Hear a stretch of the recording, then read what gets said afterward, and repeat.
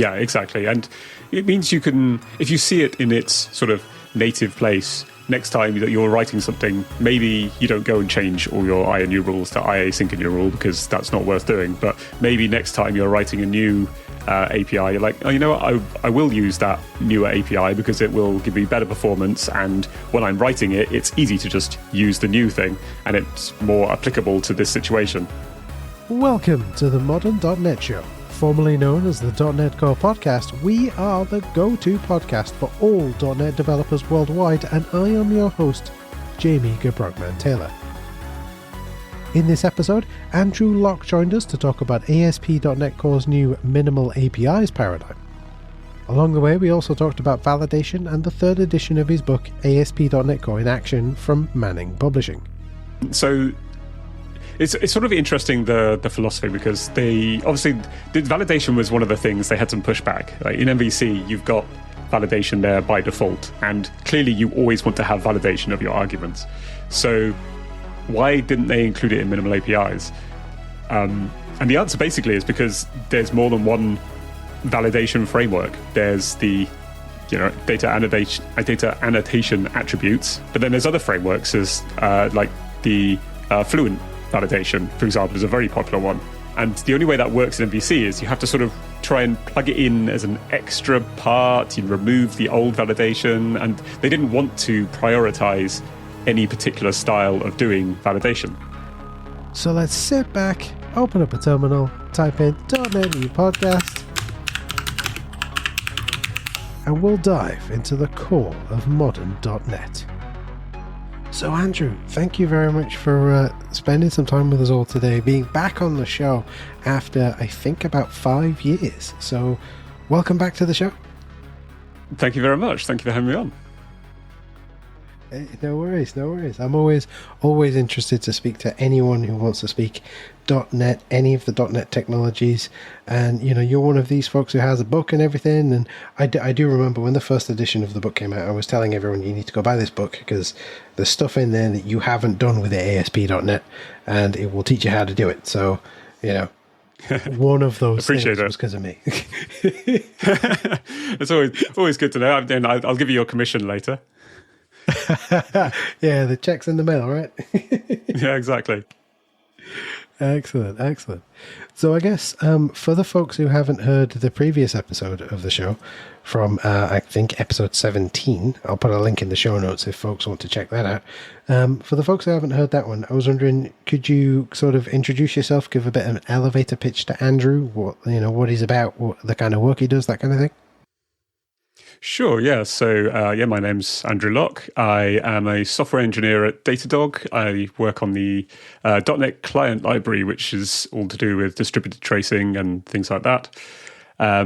Generally, I like ASP.NET Core. I've been sort of working with it since its inception, and I blog about it a lot at my blog at andrewlocke.net. And yeah, apart from that, I live in the Devon in the UK, like running on the coasts, and that's about me. Cool. Okay. So I know that one of the main topics of our previous conversation was about the middleware pipeline in ASP.NET Core. And I was wondering, just for the folks who perhaps haven't heard that one or haven't had a chance to think about that for a while, I wonder, could you give us a really quick sort of brief reintroduction to the middleware pipeline?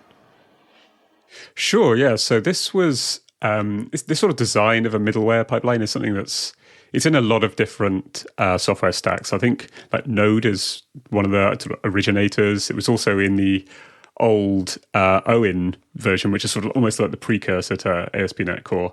And it's basically a series of modules that stack together to process your HTTP request. So your request comes in, it goes from module to module to module. So each of those is a piece of middleware. And they're all connected together, and it goes essentially through the pipeline until something sends a request or something writes a response, and then it goes back through the other sort of back out of the middleware pipeline. So it travels through all of those modules in reverse, and it's a way of doing lots of sort of cross-cutting concerns. So the pipeline consists of modules of middleware, which is basically just a class or a function which executes, runs against the request until something generates a response. And once it's generated a response, it goes back through that pipeline. And so each module, each middleware, gets a chance to inspect the response and all the way back out to Kestrel, and then that, which is the actual server, which then sends it back to the client. Right, okay. And so the way that I'm envisioning it, and obviously feel free to correct me if this isn't the right metaphor, but then every metaphor is different for everyone else. I'm thinking like almost like an assembly line on a factory floor, right? You've got a conveyor belt, which is your pipeline, and maybe a request comes in, something is placed on the conveyor belt, and as it passes to each person along the conveyor belt, they can do something to it or read something from it, and then just it doesn't work because the metaphor falls apart, because at some point someone can place that thing on a different conveyor belt, sending it back the way it came. I don't think that's... Exactly. I mean, that does fit with how it works. That's certainly perfectly reasonable. The other metaphor is like nested dolls, because you have like the outer doll is the first middleware, and then it passes it in deeper, and it sort of gives that feeling of getting deeper and deeper inside the application before it then makes its way back out again. Okay, that makes sense. And of course, I mean, this is a leading question, right? Because I've done loads of work with ASP.NET Core, but just so that folks who are listening, if they don't think to ask this, the order in which you add those middleware processes, items, classes, whatever we call them, we'll come to that in a moment. The order in which you add them is the order in which they are processed, right? Exactly. That's a very important part of the middleware pipeline, is that it is ordered. And one of the designs when you're actually building your middleware pipeline is, like you say, when you call the method add static files, add authentication, add middleware, the order you make those calls is the order that the pipeline is going to be built as. So you do have to be careful. You can't just throw the add method somewhere in there. Like when you're adding services to dependency injection, in general, it doesn't really matter which order you add them, because it's all going into the same container. That's not strictly true, but generally it is. Whereas with middleware, it very much has to be specifically ordered. And the core libraries themselves, let's say ASP.NET Core itself, also adds some middleware automatically to the pipeline at the start and at the end. And part of the reason for that is to try and avoid you adding them in the wrong way. So things like you have to add the authentication middleware before you do the authorization middleware, because the application has to know who you are before it can decide what you can do. So there's various checks now in ASP.NET Core to make sure that you are adding these things in an order that makes sense. And also, like I say, they automatically add some to try and avoid you adding them in the wrong place by default. Sure, that makes sense. So just as a trivial example, if my middleware pipeline consists of some kind of authentication and authorization and static files, if I add the authentication authorization first, then static files, unless I am authenticated and I am authorized to see the view, access, whatever I'm looking at, I won't see those static files, right? Because I need to be authenticated and authorized before I can see those files. Exactly. And there's some nuance to that, because that assumes that you have an authorization policy that you have applied to the static files, which is relatively unusual, but I don't think it's something you couldn't do. And so, yeah, to give your example, that is exactly right. Like, you have to go through those other middleware in order to get to the static files. Sure, yeah. Well, my example was one of those trivial, silly, I couldn't think of two things that you would have back to back, right? How about this then? Authentication, authorization, and then maybe OpenAI/Swagger. If you do it that way, then you will need to be authenticated in order to see the Swagger generated documentation, right? Yes, exactly. Yep. You could certainly Whereas do that. if you did it the other way, you could see the Swagger generated documentation and not have to worry about authenticating until presumably whatever is on the Swagger documentation, whichever controllers and actions, if they have the authorize attribute, I then can't use those API endpoints until I've authenticated, right?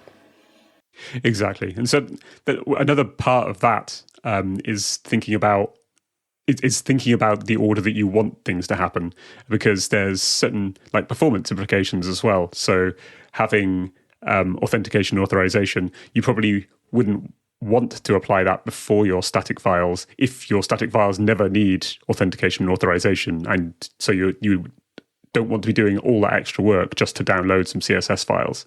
That makes sense. It's so I've now got in my head building APIs using Factorio, right? Because it's that production line, right? So you're placing things. I don't know if you or any of the listeners have played the video game Factorio, but it is quite literally,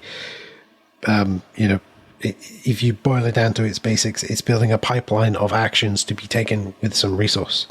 So I'm thinking, hey, I can build my API in a Factorio-like way. Exactly. Yeah, I haven't played with it because I heard it was too addictive. But yeah, that exactly that sort of factor, like you say, a pipeline of actions to take is definitely the view you need of it. Cool. Okay. Excellent. So yeah, that's a cool, nice little 10,000 foot view of middleware pipelines. Obviously, listeners, do go back and listen to episode 17 because we get into it, and talk about it a lot. But that's the basics of it. So you have, we mentioned it earlier on, there's ASP.NET Core in Action, which is a book that you've written, but there's now a third edition. So let's talk about that first.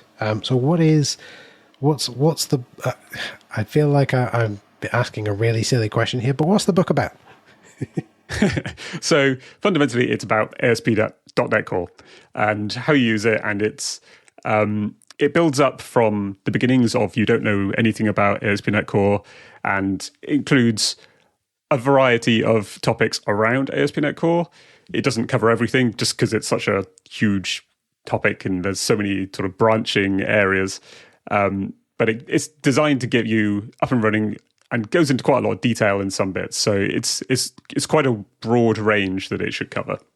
Right. Okay. And so you said there it's useful for people who've never touched ASP.NET Core, right? So perhaps if I've done ASP.NET Classic, I'm worried about putting the word classic there, but ASP.NET Classic, or maybe I've built APIs with JavaScript and I'm okay with writing C#, is that kind of the target audience?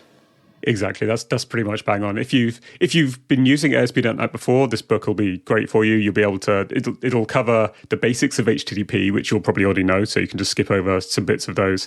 If you've not written any sort of web applications at all, so you've just known C# because you've been doing, I don't know, desktop applications or something, then it covers that. If you've been writing applications in Java, say, so reading C# isn't too difficult, then it's designed to cover all those sort of bases. So you're a beginner, but not a beginner programmer. I'm not trying to teach C# in here because that's, again, a whole new topic. And so I introduce some modern C# bits in there and just sort of sprinkle them around for people who haven't seen them before. Things like records and required modifiers and things like that. But in general, it's intended for people who are beginner to intermediate, that sort of level. Okay, cool. So then, I guess if someone's listening in and they're like, well, I bought the first edition and what's different with the third edition? So Andrew, what's different with the third edition? So the first edition I started pretty much before ASP.NET Core was fully released. So that was like with the 1.0, and then it was released about 2.1. The second edition, I updated everything to .NET Core 3.1 because there were some big changes between 2 and 3.1. And in this one, it's updated to .NET 7, which is no longer the current release of .NET, but they're close enough that is essentially everything in there is still perfectly valid. In terms of what's changed, .NET 6 had a big paradigm shift in how the default experience for building ASP.NET Core apps was. So we moved from the traditional program main and startup class to using a more minimal minimum program main, which is like the generic hosts using top-level statements, global usings, and the new web application builder. And then on top of that, we started using minimal APIs as a new paradigm for building APIs. So it's very much focused on introducing minimal APIs, using all of the new paradigms, and that's the biggest change to it. It sort of just changes the whole structure of how you teach ASP.NET Core. Right, yeah, because I remember when they brought out that I don't know the official title for it, but if folks do a .NET new console app, you get a one-liner, right, instead of the 11 lines of cruft that go around it for the namespace and the using statements and the class main or class program, public static void main. None of that. That's not visible. It's still there in the background because the compiler still throws that in for you through compiler magic, but it's no longer required, right? And I remember when they brought that out, I was like, holy moly, this is a huge paradigm shift for A, people getting started in this, but also B, people like Andrew who are writing books. Their program listings in the books now don't have to be 3 sets of tabs or 3 groupings of spaces deep. It saves loads of space. Exactly. It's so much nicer. Yeah, like having namespaces as statements instead of having the big curly brackets, so everything can just shift back in its indents. It's so nice. Yeah, and that niceness was mostly just sort of prettying things up. It wasn't functionally much different, but it really does help, I think, with people who are new to the language. There's just so much less to see when you get started. There's so much you have to try and understand. There's so much less that you have to, navigate through, you have to look up to figure out what it is. And like you say, with teaching, it makes it a lot easier. You can just focus on the actual content, which is what you're particularly interested in.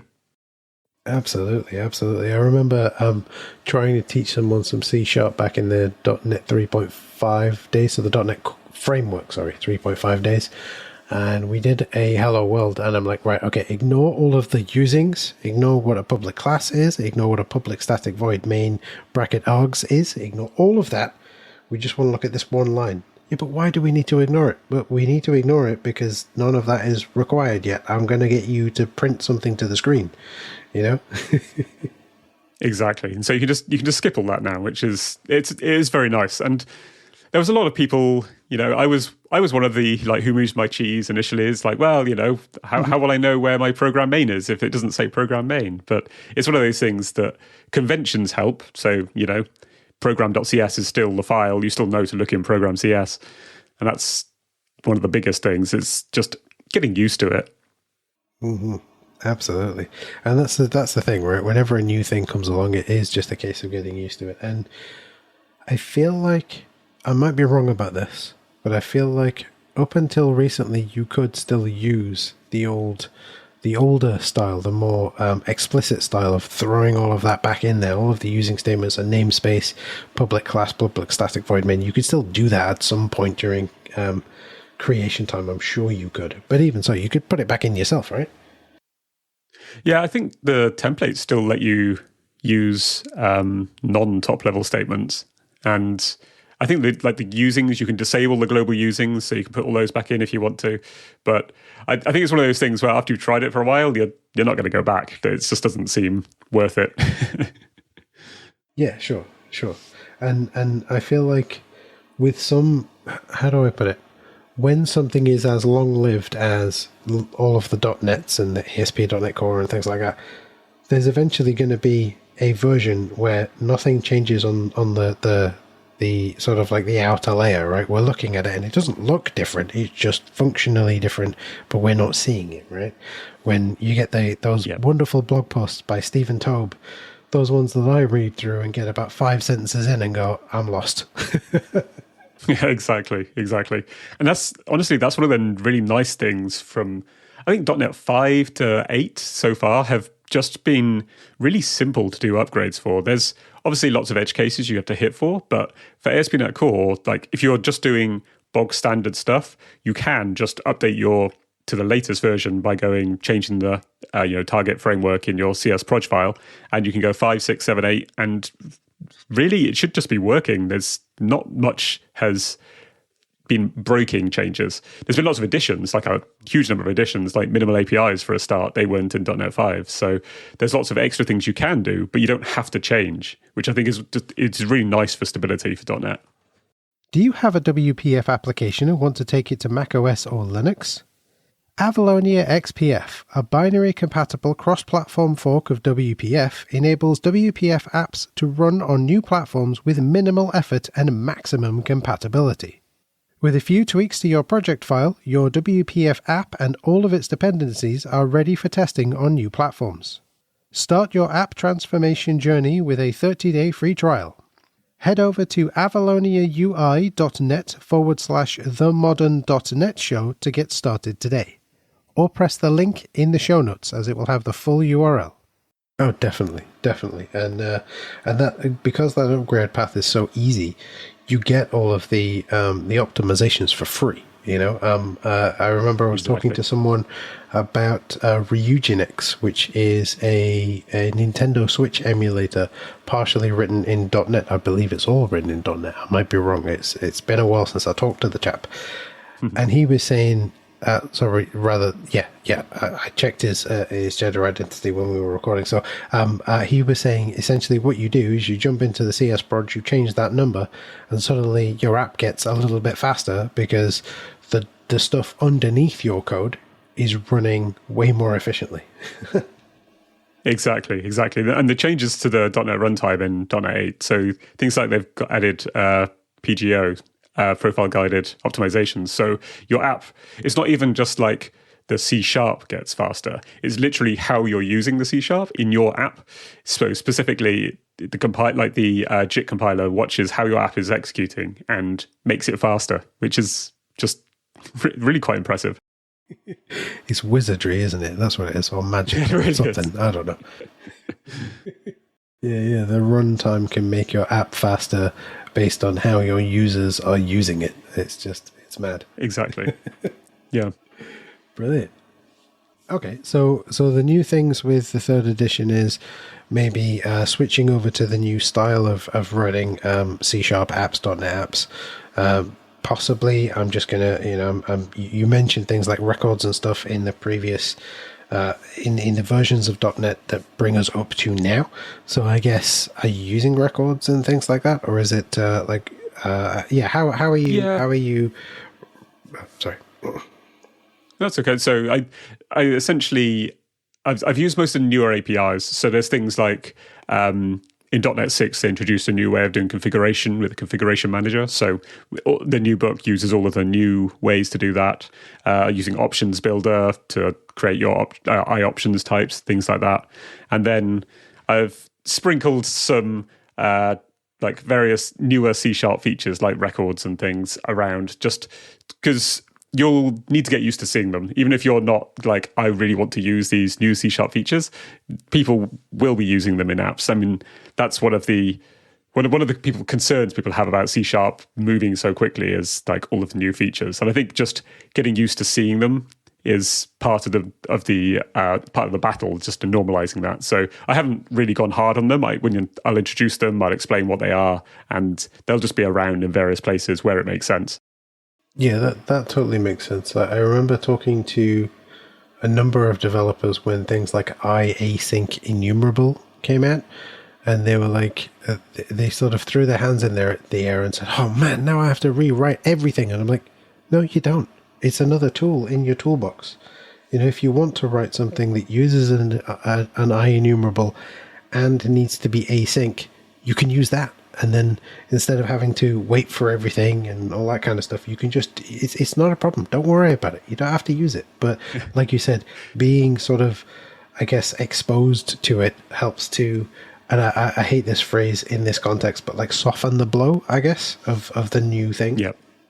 Yeah, exactly. And it means you can, if you see it in its sort of native place, next time that you're writing something, maybe you don't go and change all your IEnumerables to IAsyncEnumerable because that's not worth doing. But maybe next time you're writing a new API, you're like, oh, you know what, I will use that newer API because it will give me better performance. And when I'm writing it, it's easy to just use the new thing and it's more applicable to this situation.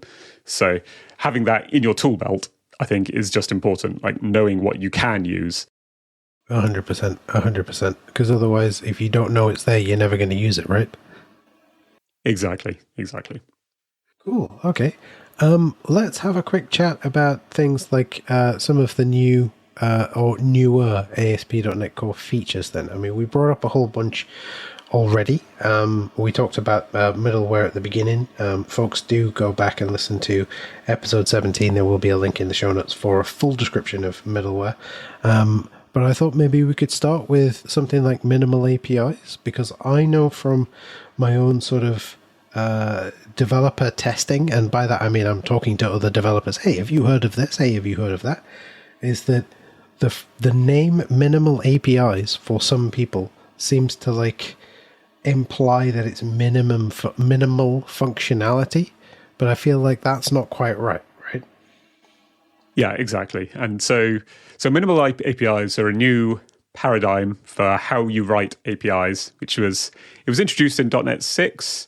.NET 7, they really added a huge number of features which actually made them sort of usable, in my opinion. .NET 6, they were nice, and they could do for very simple apps. You would probably be able to get away with them. But for .NET 7, they really have just way more functionality with filters and things like this, which you can come to later. But in essence, minimal APIs are designed to be sort of similar to MVC APIs in some way. Like, they are just an HTTP endpoint that you can return primarily JSON from. That's where their sweet spot is designed for JSON. And then, but they're designed to be minimal ceremony. So they're easy to write. You don't need to have, a separate class with separate methods and using dependency injection into constructors and all this sort of thing. You can just write a Lambda function, and that could be it. It could be as simple as that. You can go a lot more complicated, but you don't have to. And the sort of the philosophy behind them is that they're supposed to be basically as fast as is possible. They're doing all of the extra code for extracting root parameters from your roots and converting JSON bodies into objects, just like you get with MVC. But instead of the MVC style of you have a huge number of filters which run all the time and it does all this extra work, the idea with minimal APIs is it's doing the exact... It's making the code that you would do it if you're doing it in the most performant way, but it's doing that for you. So it's a really nice, sort of quite clever way they've done it. But to use it, it just makes it very simple. Sure, yeah. And whenever I'm looking at something that's built as a minimal API or has a number of minimal APIs, because I have a question about that in a moment, it looks very similar to me to Express.js, where you can just do like app.get and then write a function that deals with the GET request for that URL, right? It looks very, very similar.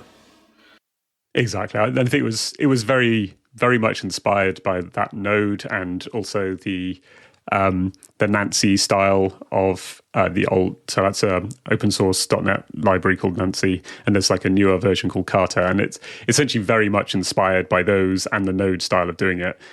And it's something which, if you are coming from an MVC style, is quite different, but it's very easy to understand. Like, looking at it, you can generally understand what it's saying quite simply. Yeah, that was kind of the thing that I never really fully understood when I was building just web APIs. I was like, what? Hang on. So I need to have a model, control. I have a model, a controller, and a view. I don't need the view. Okay, so do I really need a separate file for all of my, like a controller and a whole bunch of APIs that I'll be poking at? And I'm glad that I can use both, but I don't have to use that controller, I guess controller model and controller view. No, hang on. That model and controller pattern, sorry, because views don't make sense in APIs, right? Depending on how you look at it, yeah. I mean, I sort of view the object you return as your view in APIs. If you want to sort of think of it as the MVC, it sort of fits as similar. But minimal APIs, they give you that flexibility. You can, like in all the demos, they write, app.mapget inside the program.cs, whereas in reality, if you're actually building an app, you won't put all of your minimal APIs into one file, which is another misconception people have, is that you just write everything in the one file, which No one's going to do in practice. So you can encapsulate that however you want. If you have a whole bunch of APIs about your orders or your products, you can move those all to a separate file, and you can register all those in this I don't know, order service app, modifier, whatever you want to call your class, which adds all these APIs. But the point is, it's up to you. It's very simple. It's a very simple API to use. You can control it how you want. Yeah, and I suppose that's one of the good things about it being not unopinionated, I guess, but slightly less opinionated. You're not having to go, you will build it this way and have to build it this way. Giving devs a bit of freedom as to how they might implement things is always a boon, in my opinion. Yeah, I mean, that in itself is somewhat controversial, because I think some people like to have the very strong opinions where they're like, just tell me how to build my app. I'd like, tell me what to do so I can go and do it, which I think is like, it's almost like why MVC was so popular in some ways. It's like the models go here, you create a separate, you have your orders controller, which is where all of your orders methods go. The trouble is, that's where you get into dogma, basically. It's not, you're not doing it because it's better, and you end up with these giant controllers with thousands of lines of code in them and things like this. So it's giving more flexibility to users with minimal APIs, which I agree is a good thing. But you still have to make a decision. It means it's on you. Like, how do you want to organize your APIs? How do you want to register your APIs? How do you want to share code between them? Yeah, and I think that makes perfect sense, because then it's then, like you said, it becomes a decision for the developer. Where do you want to put these things? How do you want to share these things? How do you want to share information between them and things like that? How are you architecting your app, right? And I think that's, exactly. Like I said, from my point of view, it's a great thing. Giving the power of how do I design my app back to the developers can only be a good thing, in my opinion. Yes, I guess it means for perhaps people who are coming new to it, they might fall into that trap of just tell me how to build it. But I guess once you've gone through a few tutorials, or once you've built, maybe a to-do app, or maybe something slightly more useful, you kind of get into the swing of, oh, right, yeah, I can understand why perhaps they've split this out, and why I need to have this thing over here and this thing over there, right? Exactly. I think that's the key. And like when you're getting started, the key thing is you don't need to think about where am I putting APIs. You can just stick them in program.cs. If you've only got 2 little demo APIs, don't worry about it. Just put them there. You don't have to think about it, which is one of the really nice things about that. And then when you're getting a bit more advanced, you're building things are getting more complicated. You've got like 100 lines in your program.cs. Then you can think, oh, maybe I'll just move these to a separate file. And if you're using a modern IDE like Rider or Visual Studio, then there'll be little helpful, extract to separate class methods and stuff like that. And so, I very much like the flexibility that comes with it, and it means you can build up other frameworks around it as well. So there's a framework, I'm blanking on the name at the moment, but it connects sort of Mediator to minimal APIs directly. So it builds essentially a framework on top of minimal APIs. And it just gives you all that extra flexibility, whichever way you like to build your apps. And yeah, and that all makes sense. And I really like this idea of, if you want to use so one of the things that I've used minimal APIs for, right, is throwing together MVPs of, like, I think it needs to look like this. Just throw it all into program.cs and doesn't matter, it can be 150 lines long, because I'm just testing out, is this where I want it to be? Rather than having to go, right click, create folder, controllers, right click, create class, my controller.class, or whatever, .cs, and then adding all of that ceremony. And then I get to that point and I'm like, wait, hang on, what was I doing? Exactly. It just means you can just focus on just churning out what you need to initially, and then refactor later. I mean, that makes total sense. Excellent. Okay.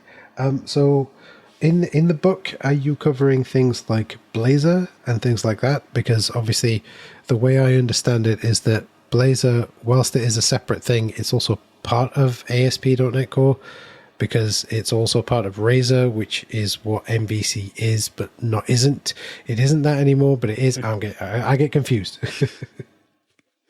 Yeah, so yes, absolutely. Blazor is part of ASP.NET Core. I don't cover Blazor at all in the book. And I'll put it this way, it's 1,000 pages without Blazor. So if I had Blazor in there as well, it would just there would be far too much. So that makes total basically sense. the book, I basically cover minimal APIs is the first part of the book because they give you a great introduction to how ASP.NET Core works. You can look at middleware, you can look at dependency injection, configuration, and it just gets you sort of ramped up slowly.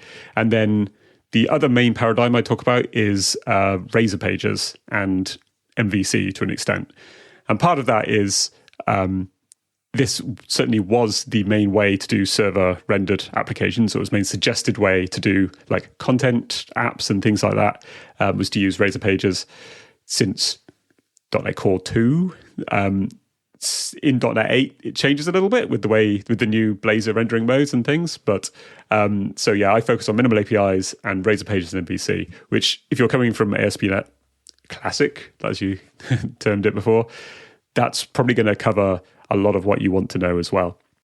The other thing I don't really cover is gRPC, which again is a whole additional way of building your API apps. I describe it a bit in various points, but it's not one of the main things I cover now. Yeah, sure. Because if you, so you said earlier on it's 1,000 pages without Blazor, but if you're writing a book that is, let's get you started with this technology, let's get you up to speed as quickly as possible, you likely don't want to get lost in the weeds of, so far we've been using HTTP, but we're going to switch over to gRPC. So now I have to teach you the differences between the two. Or perhaps, so far we've been using Razor, which is fantastic and lovely and does a lot of stuff. Now we're going to switch to Blazor. But hold on, because there's 3 different ways to do Blazor. So I've got to teach you all 3 exactly. before we can decide how we're going to go from here on. Exactly. And I mean, JSON APIs are still, HTTP APIs are still the de facto way to communicate with apps. gRPC is obviously very interesting and is particularly good for certain things, like server-to-server communication, and it's getting better for use in the browser and things with ASP.NET Core doing the automatic transcoding to between JSON and gRPC. But I think if you're getting started, you start with JSON. It's later on you can look at gRPC as an enhancement, as again an extra string in your bow, just an extra tool in your tool belt. And Blazor is an interesting one in .NET 8 with the various modes, and it's sort of setting itself up to replace Razor pages and MVC.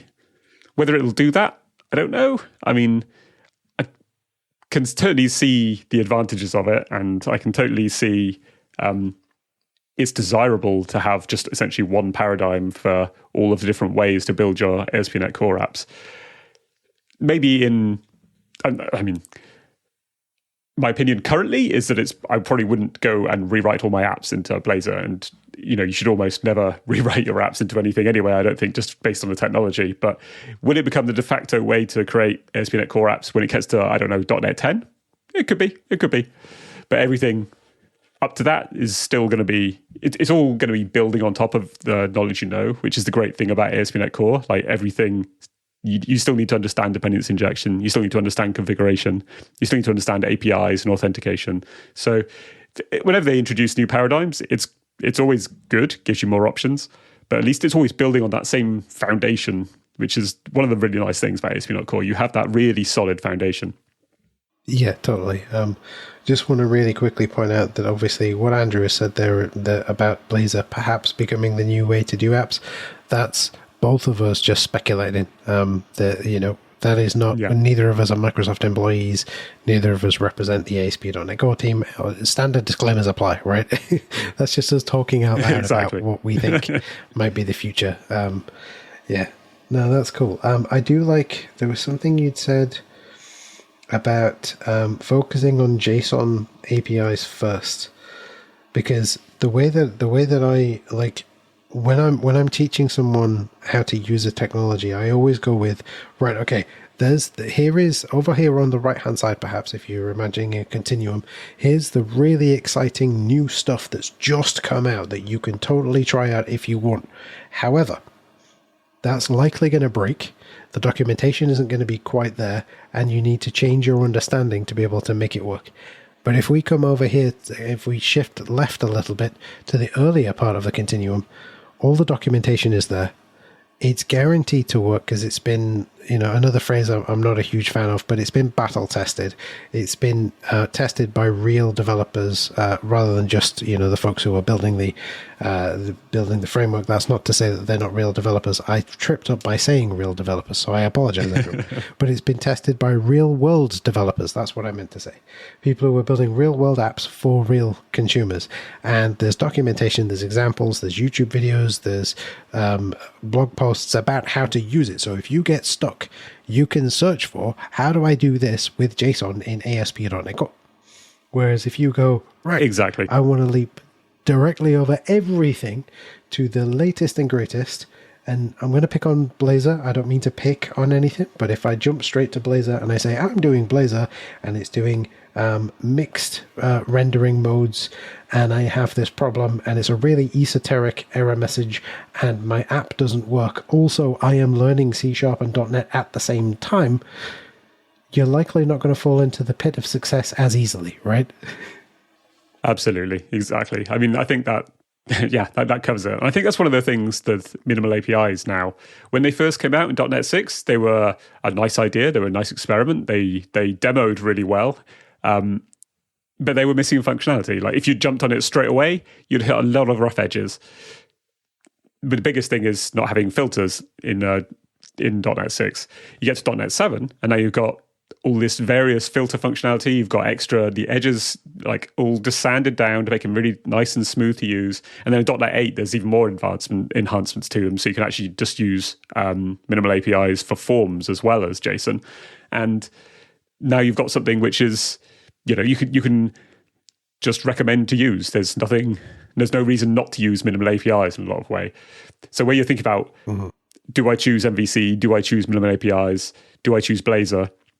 I think minimal APIs are in that nice sweet spot where they've got a good developer experience, they're very performant, and they have been improved sufficiently that there are plenty of real-world apps that use them. So I think that's If you're enjoying this show, would you mind sharing it with a friend or colleague? Check out Podcatcher for a link to the show notes, which has an embedded player within it and a transcription and all that stuff, and share that link with them. I'd really appreciate it if you could indeed share the show. But if you'd like a few other ways to support it, you could leave a rating or review on your podcatcher of choice. So if you head over to .netcore.show/review, you'll find loads of ways to do that. You could consider buying the show a coffee. The Buy Me a Coffee link is available on each show's show notes page on the website. This is a one-off financial support option. You could become a patron. This is a monthly subscription-based financial support option, and the link to that is included on each episode show notes page as well. I'd love it if you could share the show with a friend or colleague, or leave a rating or review. The other options are completely up to you, and are not required at all to continue enjoying the show. Anyway, let's get back to it. Yeah, absolutely. You mentioned filters, and you've mentioned them a few times. So I am definitely stepping into the world of the unknown here. Can you talk through what filters are? I realize I'm dropping this on you, and it's an audio podcast. No, so that's fine. Like, so we've talked about middleware for your application, and so it's lots of depending on how you want to look at it. It's a factory belt. It's a series of modules which apply cross-cutting concerns to every request that comes into your application. It's the same thing. You've got the filter pipeline is essentially a series of middleware-like components that let you do things like apply validation to your application, or you can do any other sort of cross-cutting concerns. And the good thing about the filters, as opposed to middleware, is filters know what endpoint they've been applied to. So you can do things like get the actual arguments which the minimal API endpoint is going to receive. You can access those. You can access their types. So you can decide, is this a valid order type which has been passed from the JSON body? And you can do all that in filters, which you can share then between all of your different minimal APIs. You can apply them to only a subset of your minimal APIs, which can just reduce a huge amount of code duplication and means you can apply these filters across all of your minimal APIs if you wanted to. Right, okay. So I'm thinking they were a little bit like perhaps attributes, right? So I've built validation attributes for some data coming in, and I want to make sure that, say, I'm asking the user to create a new person object, right? But the person object must be, I don't know, greater than 18 years old, and for some reason less than 100 years old, right? I can validate that on the way in with an attribute that I can then decorate in my particular API. So this is in the previous times, right? So I would have a validator attribute, maybe an age validator attribute that I'll put onto the model, and every time that my request comes in with a new instance of that model it's taken from JSON over into a C# object, it will automatically apply that validation on that value to make sure that the user is greater than 18 years old, less than 100 years old. And then I don't have to manually write out if brackets person.age greater than 18 and person.age less than 100 do this path, else do that path, right? It will be automatically done for me. Is that kind of what the filters are doing? Yeah, it's pretty much. So there's some subtleties with the validation, because in the MVC Web API section of ASP.NET Core, validation happens automatically. Like, you can use those attributes that you described, but it automatically does that for every request. In minimal APIs, there's no built-in validation framework or anything like that. The expectation is that you will use filters to do something similar. Like, they're very much designed so that they do work with validation. And there's, I think Damien Edwards wrote a package which essentially does exactly what you've described. It uses the validation attributes to apply validation to minimal API arguments. But that is a filter which you plug in, which goes with their whole philosophy of minimal APIs should be as fast and small as they can get. And they very much lean onto this filters concept to be able to plug in all of the extra functionality. Okay, that makes sense, because then you're adding functionality as and when it's needed, right? That's the way I'm understanding it. I may be misunderstanding it, but like, I'm adding it as and when needed, and that way my minimal APIs, because they're minimal amount of code to provide that functionality, I can then rely on the fact that something perhaps is injecting that filter in, or something is wiring it up so that it is being used whenever that API action is being called. Am I in the right ballpark there? Yeah, exactly. So it's sort of interesting, the philosophy, because they obviously the validation was one of the things they had some pushback. Like in MVC, you've got validation there by default, and clearly you always want to have validation of your arguments. So why didn't they include it in minimal APIs? And the answer basically is because there's more than one validation framework. There's the data annotation attributes, which is the sort of built-in .NET framework era style of doing the validation. But then there's other frameworks, as like the Fluent validation, for example, is a very popular one. And the only way that works in MVC is you have to sort of try and plug it in as an extra part. You remove the old validation, and they didn't want to prioritize any particular style of doing validation. So they've made it that you can just write a filter, and air quotes around just, but there's libraries for doing that. And then, you call add validation on your API, and this will add a filter to your endpoint or your collection of endpoints. That's the other thing they added in .NET 7 was the way to like group endpoints together. And yeah, you get the validation for free. It looks the same to you, but from a performance point of view and primarily from a performance and the way you use it point of view, it is very simple and minimal. Right. Okay. No, that makes more. Thank you for that. That makes more sense. Yeah, it's because I haven't done a huge amount with filters. That's why I've come across that sort of blind spot, I guess, in my knowledge, and I appreciate that. Thank you. No, that's all good. The other thing you could do with minimal APIs is add metadata to them. And this is again something that exists in MVC, but it's very much made visible with minimal API filters. So authorization attributes and things like that, those are all metadata which are associated with the endpoint. So you can do open API attributes as well to describe using Swagger to describe what your API looks like. That's all adding metadata to the minimal APIs. So you basically do one of two things with minimal APIs. You add filters to them or you add metadata to them. And you can get just a huge range of functionality from that. Right, okay. And so I guess that metadata idea, it replaces the need. So when I've built web APIs with ASP.NET Core in the past, and I'm using Swagger or Open API or whatever we want to call it, I've had to add a number of attributes that are like produces JSON and responds. I think it's response type, and then the HTTP status code, and then like a C# model that it might respond with, or things like that. I'm probably getting that completely wrong because it's been a while. But from what I'm taking from what you're saying is that I can add that stuff as a metadata to all of my minimal APIs, and then magic happens and Swagger picks it up.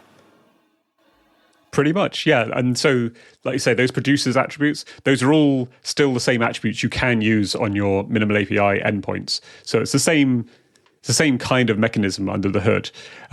There are some additional ways to add the metadata for minimal APIs.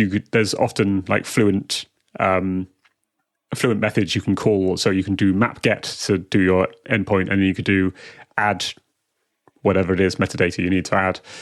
And minimal APIs are also somewhat clever in they can inspect because at runtime, minimal APIs expect the code that you provided as the Lambda function or whatever it is, look at the arguments that you're asking and look at what you're returning as well. And so it can infer the types that you're using to return as to whether you're returning not found, or whether you're returning, what type of JSON you're using and things like that. So it can all be quite clever because of this like runtime component it has.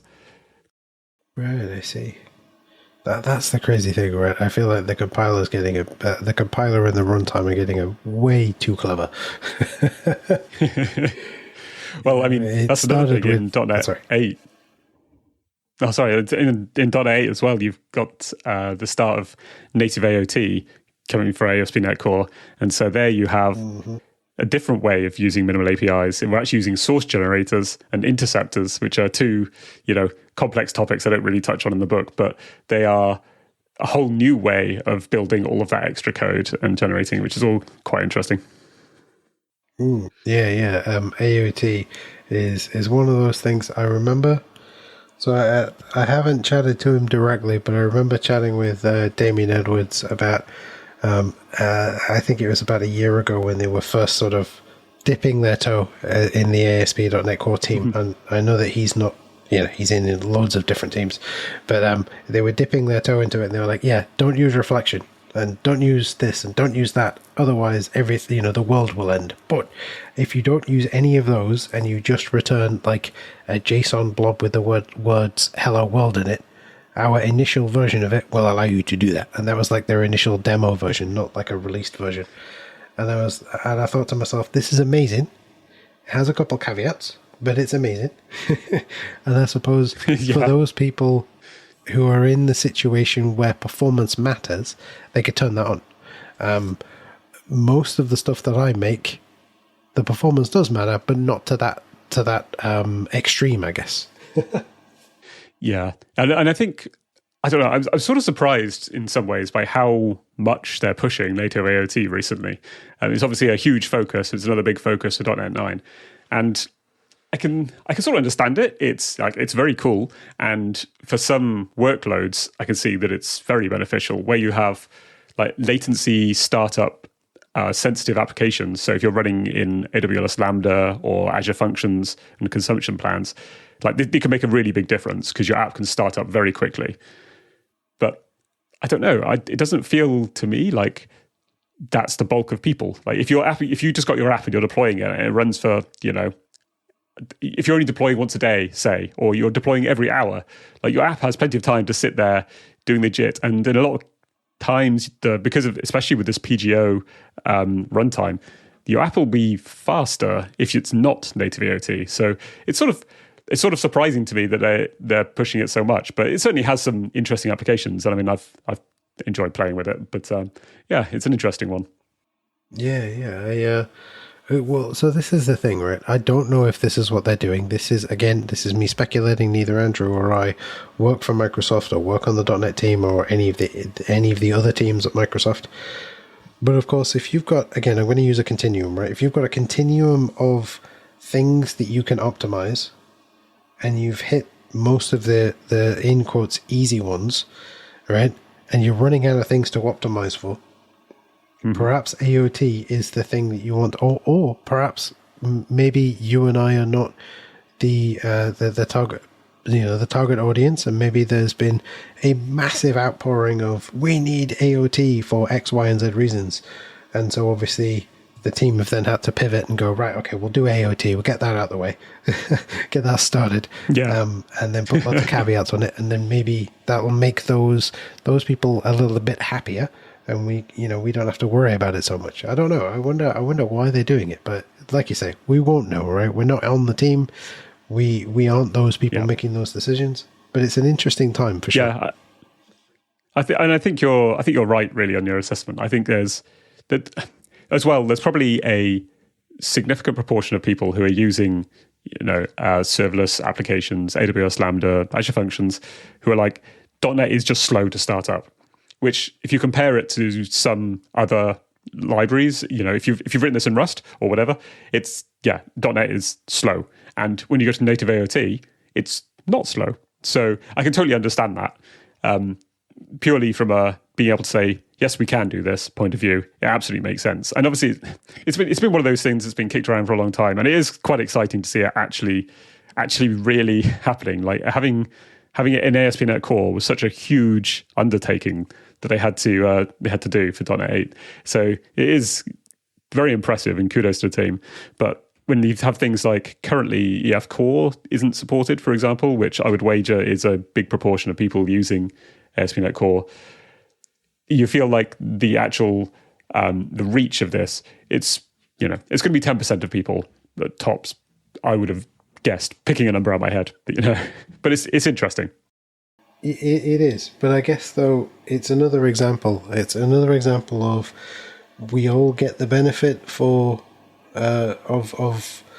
all get the benefit of whatever it is that they're doing, right? So even if you're not doing AOT, but at some point in the future you need to do AOT, guess what? It's already there, right? One of the things that I get but don't get is when people compare the speed of execution across different frameworks and libraries and systems, right? When it comes to like .NET and Rust and Python and things like that. Jay Miller has this wonderful quote that I'm going to misquote because, I'm not intending to misquote, but it's hopefully I'm going to hit the core part of what he means. People say Python's slow, but what it is it's a Honda Civic, right? If you want something that will do the work for you, and that you can take to any garage and have fixed when something goes wrong, because it's a Honda Civic, you can do that. If you bought a Bugatti, you can only take it to the Bugatti garage, right? So, and only Bugatti people can work on it. And that's not to say, and again, I've misquoted, and I'm sure I have, but that's not to say that Python is slow. Well, maybe it is for some things, right? But why are you focusing on speed right now, right? All you have, like, if I do a .NET New and create a web API, all it's doing is returning hello world. The speed at which it returns hello world is pointless, right? Because A, it's running on my machine, and it's not doing anything useful yet. Yeah, absolutely. And I completely agree. Like, having all these comparisons is not, it's generally not very useful. It can get useful in broad strokes to understand where the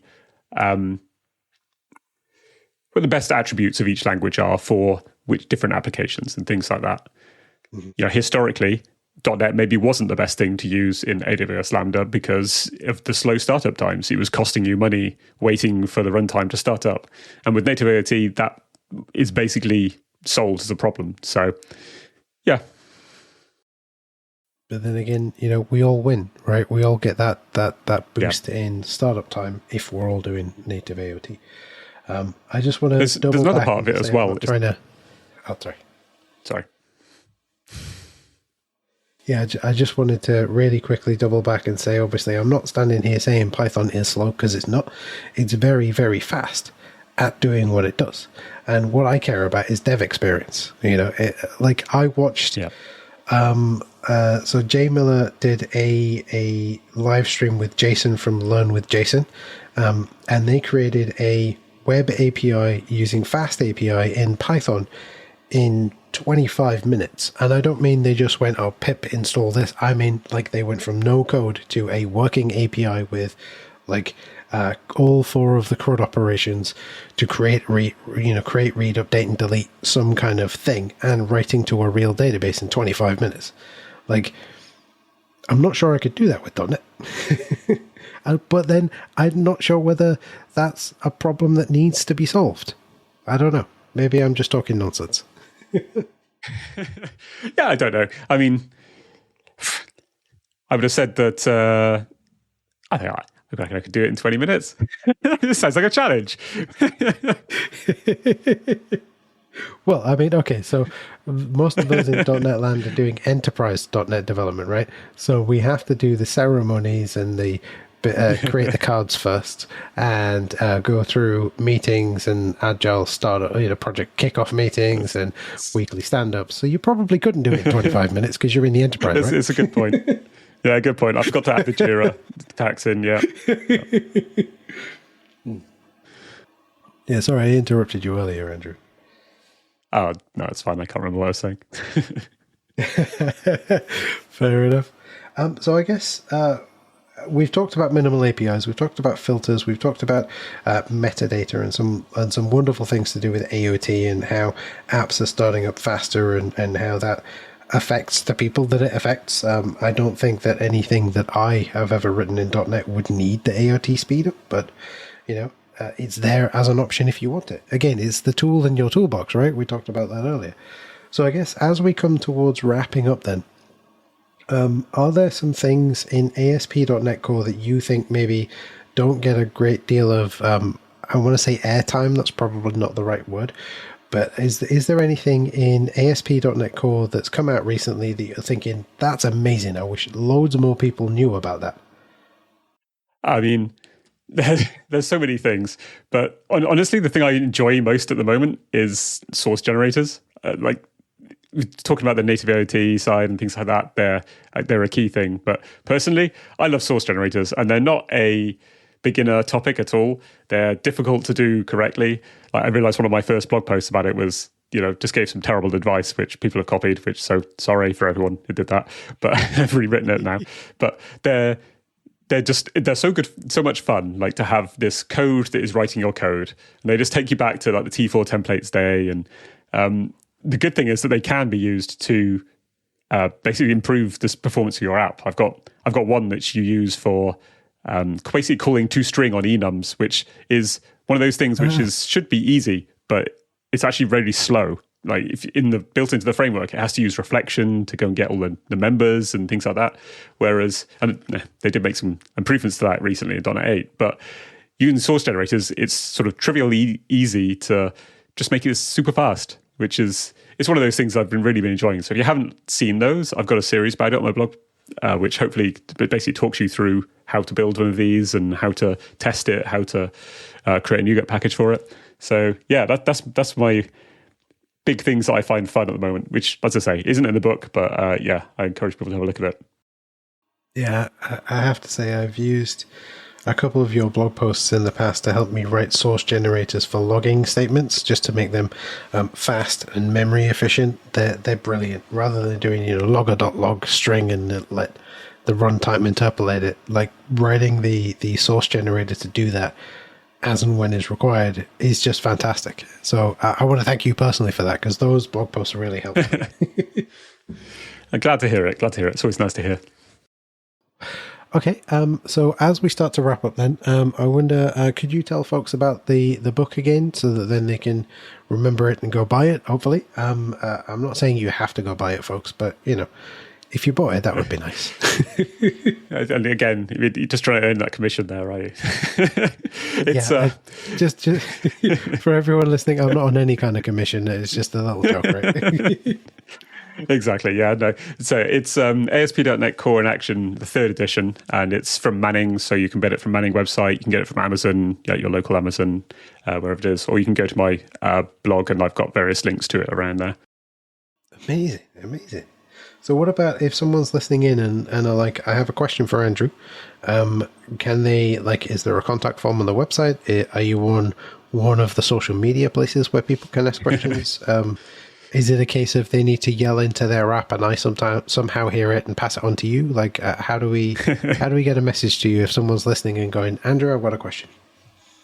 So on my blog, I've got each of the blog articles have a discussion forum at the bottom, which links to GitHub, so you can contact me on there. My email's on the blog as well.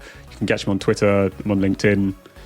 Those are the main things. And then if you buy the book, there's a forum associated with the book, and so you can ask questions about that, and I'll be on there answering questions as well. Amazing. Well, thank you very much, Andrew. I've had a wonderful time chatting with you again. Hopefully we can do another one and don't have to wait another 5 years. That would be great. It's been great fun. Thanks, Jamie. Thank you very much, Andrew. Thank you for listening to this episode of the Modern.NET Show with me, Jamie Taylor. I'd like to thank this episode's guest, Andrew Locke, for graciously sharing his time, expertise, and knowledge. Be sure to check out the show notes for a bunch of links to some of the stuff that we covered and a full transcription of the interview. The show notes, as always, can be found at the podcast's website, that's .NETCore.show, and there will be a link directly to them in your podcatcher. And don't forget to spread the word. Leave a rating or review on your podcatcher of choice. Head over to .NETCore.show/review for ways to do that. Reach out via our contact page, that's at .NETCore.show/contact, or join our Discord server at .NETCore.show/discord, all of which are linked in the show notes. But above all, I hope you have a fantastic rest of your day, and I hope that I'll see you again next time for more .NET goodness. I'll see you again real soon. See you later, folks.